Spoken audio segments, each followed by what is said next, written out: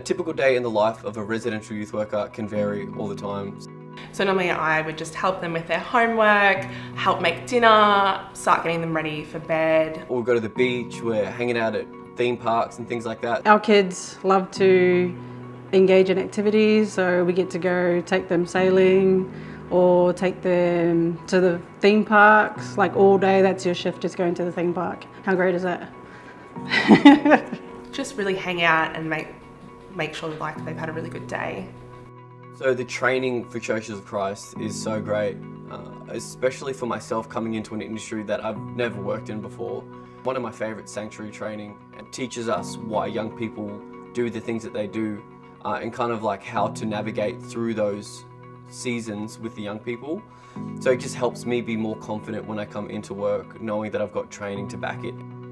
Okay, so when you start as a residential youth worker here at Churches, they take you through orientation, therapeutic crisis intervention. The therapeutic crisis intervention sort of helps youth workers build their skills and knowledge around, I guess, young people's behaviours and their emotions behind those behaviours and what leads them into a sort of a crisis situation.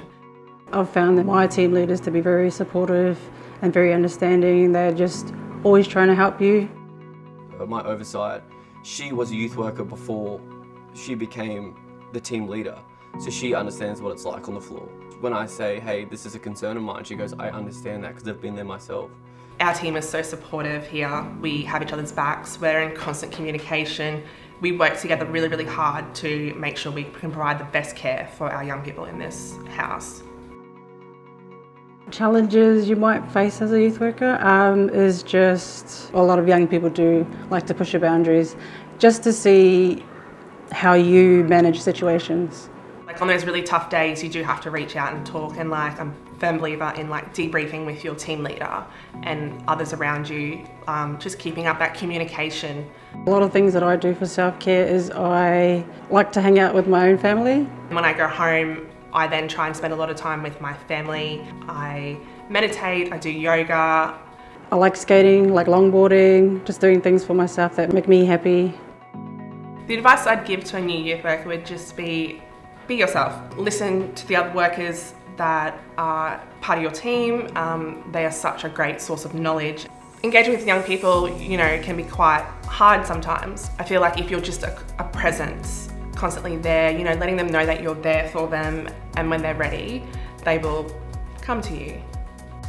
The most rewarding part about being a youth worker, I would say, it's like a bittersweet moment when a young person finishes their placement, but you can see a visible growth, like their work ethic, their punctuality, how they speak and things like that. And it's like a success for us seeing that. It's the most satisfying thing.